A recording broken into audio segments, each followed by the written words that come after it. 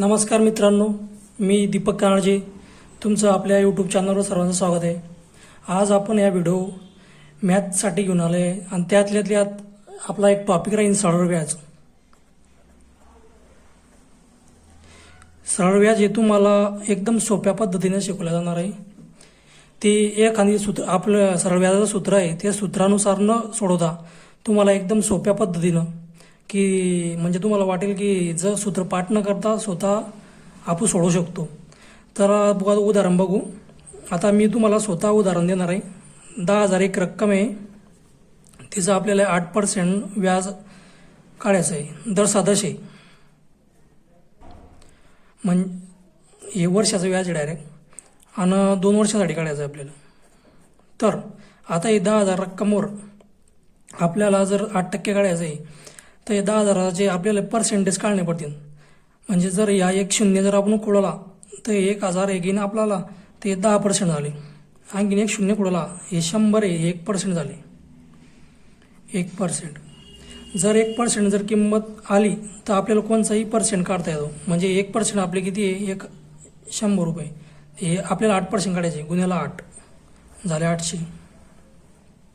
आणि ते पण 2 वर्षासाठी काढायचं. 1 वर्षासाठी आले आपल्याला, म्हणून 2 वर्षासाठी किती 1600. याला आपलं उत्तर. एवढी सोपी पद्धत आहे. कोणतंही व्याज काढताना आपल्याला सूत्र न वापरता आपण त्याचं उत्तर काढू शकतो, सूत्र न वापरता. चला तर आपण उदाहरणं बघू. आपण एका पुस्तकातून उदाहरणं घेणार आहोत, ते उदाहरण बघून घेऊ.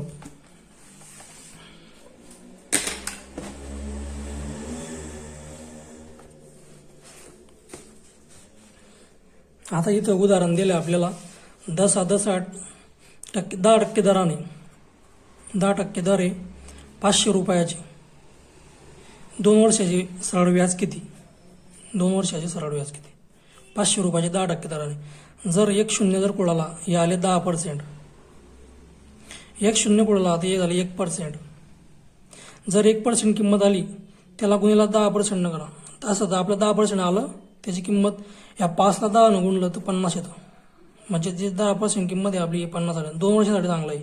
याला गुन्ह्याला 2 झाले 100. आपलं उत्तर आहे 100. बरोबर.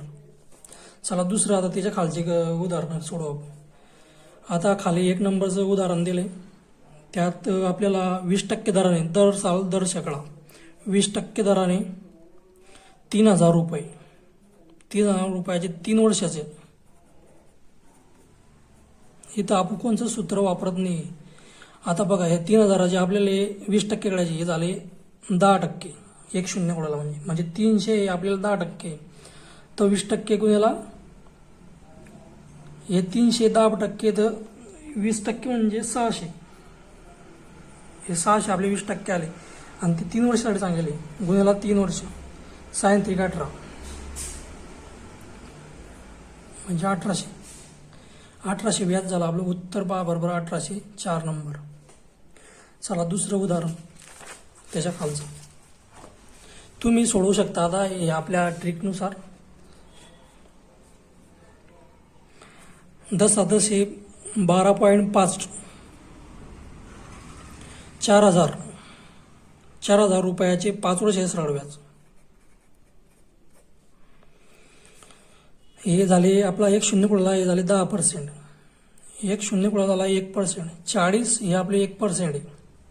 तर 12.5% काढायचे आपल्याला. गुन्ह्याला 12.5.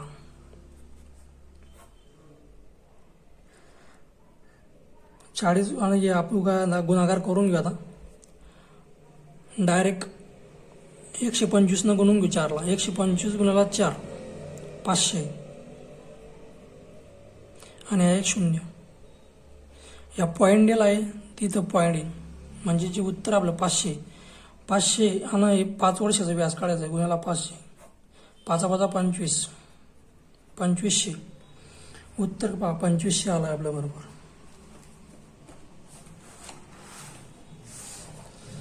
चला मित्रांनो, आपण दुसरं आणखी गणित बघू.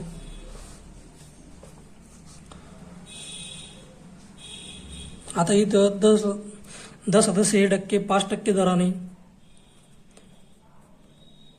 5,000 रुपयाची 5 वर्षाची रास किती? आता आपल्याला रास विचारलेलं रास हे दुसऱ्या टाईपचं गणित आहे. इथं रासमध्ये आपल्याला मुद्दल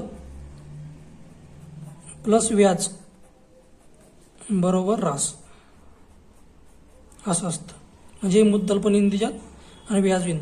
आता हे 5,000 रुपयावर आपल्याला 5% काढायचे. हे झाले 1 शून्य कुठला म्हणजे झाले 10%. 1 शून्य कुठला म्हणजे झाले 50, हे 1%. तर 5% काढायचं गुन्ह्याला 5. 5 5 25 आणि 1 शून्य हे 250 रुपये हे आपल्या एका वर्षाचं झालं.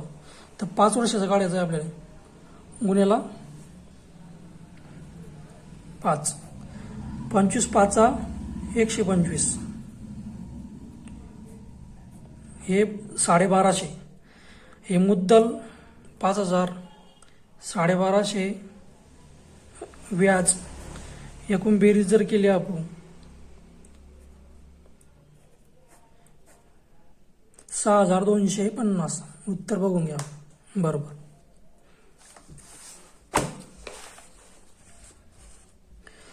आता हे खाली उदाहरण दिले 10 सदस्य 8.5 दराने 4,000 रुपयाची 3 वर्षाची रास. 3 वर्षाचा व्याज काढायचा आपल्याला म्हणजे रासच काढायची डायरेक्ट. आता हे 4,000 आहे त्याचा आपण आता 1% काढून घेऊ. हे झाले 10%. 1 शून्य कुडाला नंतर 1 शून्य कुडाला आला. हे 40 म्हणजे 1% आले. हे 40 गुन्हेला 8.5 4 पंचे 20. जर गुणाकार येत नसेल तर मी सांगतो तुम्हाला गुणाकार. 5 शून्य 0 5 चौक 20. इथं आता दुसऱ्या संख्येनं भाग गुण आहे तर इथं शून्य द्यायचा आहे किंवा गुणाकाराची बोली द्यायची. 8 शून्य 0 8 चौक 32 0 0 4 34. आता या 1 पॉईंट आहे म्हणून इथं 1 पॉईंट द्यायचा. 340 आहे आपलं एका वर्षाचं व्याज आलं. 3 वर्षाचं काढायचं आहे आपल्याला. 3 शून्य 0 3 चौक 12 आजच्याला 1 3 त्रिक 9 1 10. हे झालं व्याज. आता आपल्याला रास काढायची. रासमध्ये आपल्याला मुद्दल प्लस हे व्याज तर येईन आपली रास 5,020. हे बघा उत्तर 5,020.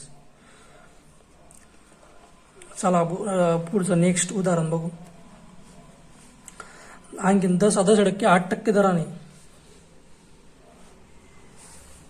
8% दराने एका रकमेचे 2 वर्षाचे सरळ व्याज 96 रुपये येते. ती रक्कम काढा. आता आपल्याला इथं डायरेक्ट व्याज दिले जी 96 रक्कम आहे आपली. 8% दर आहे. 2 वर्षाचं व्याज आहे आणि 96 रक्कम आहे. म्हणजे जे व्याज दिलं आपल्याला 8% दरानं हे 2 वर्षाचं आहे. आता एका वर्षाचं करणार असलं तर आपल्याला जे निम्मे येईल. म्हणजे जे 96 आहे त्याचे एका वर्षाचं व्याज काय येईल आपल्याला त्याचे निम्मे. हे 2 वर्षाचं आहे ना आपल्याला तर 2 नाबू भागू. 2 चौक 8 उरला 1 2 8 16. हे 48 आहे. हे 48 व्याज आहे एका वर्षाचं आहे. आणि ते काय म्हणतात की हे 8% आहे बा. म्हणजे हे 48 जर 8% आहे तर 100% किती? 100% म्हणजे मुद्दल आपली. या मुद्दलावर व्याज देणं आहे. तर असं आपण तिरकस गुणाकार करून घेऊ. 100 गुणेला 48 भागिला 48 8 8 8 सक 48 6 आणि 100 बरोबर 600. म्हणजे जी मुद्दल आहे आपली या 600वर त्यांना व्याज घेतलं गेलं आहे. बघा उत्तर आपलं 600 आलं. इथं आपण कोणचं सूत्र वापरत नाही आहे. स्वतः डायरेक्ट आपल्या ज्या स्टेपनं जातोय आपण सोप्या सरळ पद्धतीनं त्या स्टेपनं जातोय. आता आपण इथं उदाहरण बघू.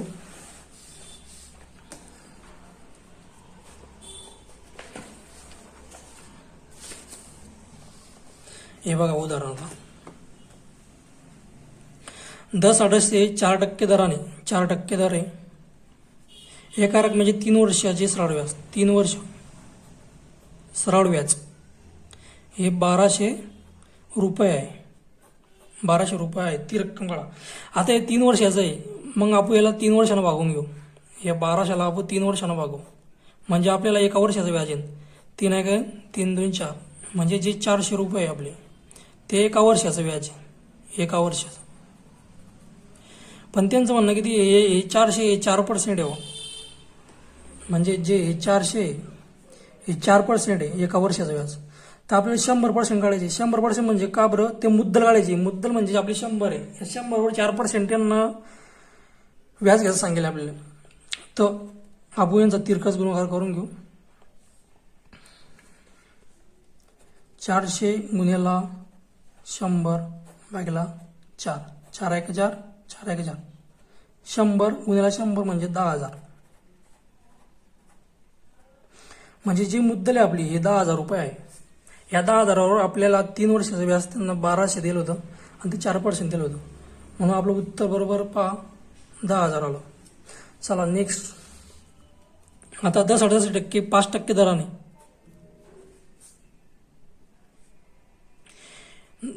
10% 5% दराने एका रकमेचे 2 वर्षाचे, 2 वर्ष आहे. सरळ व्याज हे आपल्याला 5,000 रुपये दिले. तर ती रक्कम काढा, म्हणजे ती एकूण रक्कम काय आहे तिच्यावर काढणे आहे. हे व्याज दिले आपल्याला, व्याज, आणि 2 वर्षासाठी काढायचं आहे. आता हे 2 वर्षासाठी 5,000 आहे, तर आपण याला 2 भागून घेऊ, म्हणजे आपल्याला एका वर्षाचं व्याज काढणं पडेल. भागीला 2 म्हणजे 2,500 रुपये व्याज येईल एका वर्षाचं. हे जे 2,500 रुपये व्याज आहे हे एका वर्षाचं आहे. पण त्याचं म्हणणं किती, हे 5% आहे, म्हणून हे 5%. तर आपल्याला 100% काढायचं आहे व्याज, म्हणजे जी मुद्दल काढायची आपल्याला, जे 100% आहे ते किती असेल. मग तिरकस गुणाकार करून घ्यायचा. 2500 गुणिले 1000, 100 भागिले 5, 5 1 5, 5 5 25, हे झाले 500 गुणिले 100, हे झाले 2 शून्याच्यावर ठेवून द्यायचे, झाले 50,000. हे उत्तर बघून घ्या आपलं, 3 50,000. म्हणजे तुम्हाला सूत्र न वापरता आपण उदाहरण सोडत आहे. सूत्र एकदम सोपी पद्धत आहे आणि कोणी वापरू शकतं. आणि आपल्या दैनंदिन जीवनामध्ये आपण व्याजानं रक्कम काढत असतो, तिच्यात आपल्याला कामात पडते. चला नेक्स्ट उदाहरण. आता हे नवीन टाईप आहे. आपल्याला कोणत्या बी टाईप, पण आपल्याला फक्त एकच सोपी पद्धत आहे. त्या फक्त एखादी रक्कम असते. हे जे 10,000 रुपये त्याचं आपल्याला हे 10% झालं, एक रेस उडवली की ही आणखीन एक रेस उडवली की 1% रक्कम आली की आपल्याला कोणतीही पर्सेंटची रक्कम काढता येते. फक्त एवढं शिका की तुम्ही 1%. आणि आता पुढील उदाहरण असेल की जर 0 नसेल शेवटी, म्हणजे आता 25 225 आहे किंवा 225.2 आहे, आता ही रक्कम आहे, याची आता पर्सेंट कशी काढणार बा जर 0 नाही मागे. तर या रक्कमला नाही का इथं पॉईंट द्यायचा, इथं पॉईंट आला की हे झाली आपली 10%. आणि जर आणखीन 1% जर काढायचं आहे आपल्याला, तर इथं 1 पॉईंट आणि इथं 1 पॉईंट, म्हणजे जे 22.52 आहे ही झाली 1%. 1% किंमत आली की आपल्याला कोणतीही किंमत काढता येते. हे झालं संख्या मागे आणि हे झालं 0 मागे. म्हणून नाही का हे जे बेसिक आहे, हे बेसिक तुम्हाला माहिती पाहिजे. फक्त एवढं बेसिक ध्यानात ठेवा. आता चला आपण दुसरं उदाहरण सोडू. इथलं हे टाईप सोडू. 10% दराने, 3% दराने 4,000 रुपये, 4,000 रुपयाचे 4 महिन्याचे सरळ व्याज. आता हे महिन्याचे आपल्याला, आपण पहिले वर्षाचे काढले, आता हे महिन्याचे, हे 4 महिने फक्त. आणि हे रक्कम दिले. आता हे 4,000 रुपये आपण आता 3% काढून घेऊ वर्षाचं व्याज. हे झालं हे झालं 10%, हे झालं 1%, हे 40 जे आपली 1% आहे. मग आपल्याला किती सांगेल, त्यांना 3% काढायला सांगेल. मग उद्याला 3 झाले किती 120, गुणाकार केला आपण 4 ते 12 120. हे झालं वर्षाचं व्याज. 120 हे वर्षाचं व्याज झालं. आपल्याला त्यांना 4 महिने सांगेले. जर एका वर्षामध्ये 12 महिने राहता तर हे 12 महिन्याचं व्याज आहे. तर आपल्याला फक्त 4 महिन्याचं व्याज काढायचं आहे. म्हणून त्याला गुन्ह्याला 12 भागायचं म्हणजे एका महिन्याचं व्याज येईल. आणि गुन्ह्याला त्याला 4 गुन्ह्याचं तर 4 महिन्याचं व्याज येईल. हे 12 काऊन भागतोय अबू, हे आपल्याला पुरं एका वर्षाचं व्याज 120 व्याज आहे आपलं एका वर्षाचं आहे. मग त्याला आपण 12 भागलं, 12 एक 12, 12 एक 12, हे 10 रुपये आपलं एका महिन्याचं व्याज आलं. तर आपल्याला त्यांना 4 महिन्याचं काढायला सांगितले. 10 चौक 40 म्हणजे 40 व्याज आपलं एका 4 महिन्याचं आलं. चला पहा बघा 40 आलं की बरोबर. आता त्याचे खालील उदाहरण आपण सोडू. आपण कोणतंही सूत्र न वापरता सरळ उदाहरण सोडत आहोत. आता आपण एक उदाहरण सोडून घेऊ. 10% 12% दराने 12% दर आहे. 5,000 रुपये दिले. 5,000 रुपये दिले. 6 महिन्याचे सरळ व्याज आहे. 6 महिने. आता इथंच काढू. 5,000चे हे झाले 10%. आणखी एक शून्य कुणाला हे झाले 1%. तर 12% काढायचे. गुन्ह्याला 12. 12 पंचे 60 आणि एक शून्य झाले 600. हे 600 जी रक्कम आहे आपली 12 महिन्याची, आपल्याला 6 महिन्याची काढायची. आणि एका वर्षामध्ये 12 महिने असतात आपल्याला. म्हणून गुन्ह्याला 12 भागेला 12. 600 रुपये भागेला 12 गुन्ह्याला 6. 12 एक 12, 12 पंचे 60, 50 गुन्ह्याला 6, 6 पंचे 30, 300. जी आपली जर उदाहरण 300 आपलं हे सरळ व्याज आलं. बघून घ्या उत्तर तुम्ही 4. इथं आपण 600 रुपये हे आपलं 12 महिन्याचं व्याज होतं. 6 महिन्याचं सांगाल तर आपण त्याच्यात निम्मे बी करू शकले असते. तसं सुद्धा करू शकता तुम्ही. जेवढं आपल्याला कमी टाइम लागेल उदाहरण सोडताना तेवढं चांगलं. आता 10% 2.5% दराने 8,000 रुपये. 8,000 रुपयाचे 9 महिन्याचं व्याज काढणे. 9 महिने. चला आता इथंच काढू. हे झालं एक शून्य कुडाला हे झाले 10% म्हणजे 800 रुपये. आणखीन एक शून्य जर कुडाला तर 80 रुपये आपल्याला 1% आले. तर आपल्याला 2.5% काढायचे. 2.5 म्हणजे 80ला 2.5 ना आपल्याला गुणणं पडेल. 5 शून्य 0, 8 पंचे 40. आता इथं दुसऱ्या संख्यानं गुण नाही म्हणून इथं एक शून्य द्यावा लागतो. ज्यांना गुणाकार येत नाही त्यांना गुणाकार सुद्धा बघून घ्यावे. आणि ह्या व्हिडिओ ज्या व्यक्तीला सरळ व्याज येत नाही आणि नवीनच शिकत आहेत त्यांच्यासाठी. ज्यांना येतंय सरळ व्याज त्यांना नाही त्यांना ह्या सोप्या ट्रिकनं बघू शकता. आता 2 गुणे 2 शून्य 0, 8 दुनी 16, 0 0 बेरीज 10 चला 1 2 2000 आणि एक पॉईंट देण्यामुळे आपल्याला आडी. म्हणजे जे उत्तर आपल्याला 200 आलं आहे. हे 200 आपलं हे एका वर्षाचं व्याज आहे. तर आपल्याला 9 महिन्याचा काढायचं आहे. म्हणून भागेला 12. 12 महिने येतात ना एका वर्षामध्ये. आणि गुन्ह्याला 9 आज सोडायचं आहे. 3 त्रिक 9, 3 चौक 12, 4 एक 4, 4 पंचे 20, या एक शून्य. 50 गुणिला 3 150. म्हणजे जे आपलं 9 महिन्याचं व्याज आहे 150 आलं आपलं. हे बघून घ्या उत्तर तुम्ही. 150. चला मित्रांनो तुमच्यासाठी असेच व्हिडिओ बनवत राहीन. जर तुम्हाला जर या व्हिडिओ जर आवडला असेल तर तुमच्या मित्रांना ज्यांना खरीच गणित येत नाही आणि सरळ व्याज हे सूत्र पाठ न करता आपल्याला उदाहरणं सोडवता आले पाहिजे तर अशा विद्यार्थ्यांसाठी आपण व्हिडिओ बनवत आहे. ह्या व्हिडिओ तुम्ही सर्व आपल्या मित्रांना शेअर करा ज्यांना खरीच व्याजदर माहिती राहत नाही, सरळ व्याज माहिती राहत नाही. आपण असे व्हिडिओ आणखी पुन्हा आणत आहोत. आणि इथं आपण कोणताही सूत्राचा वापर न करता सोडवलं आहे आणि ते बी सोप्या सरळ पद्धतीने. म्हणून या व्हिडिओ तुमच्या मित्रांना शेअर करा, लाईक करा.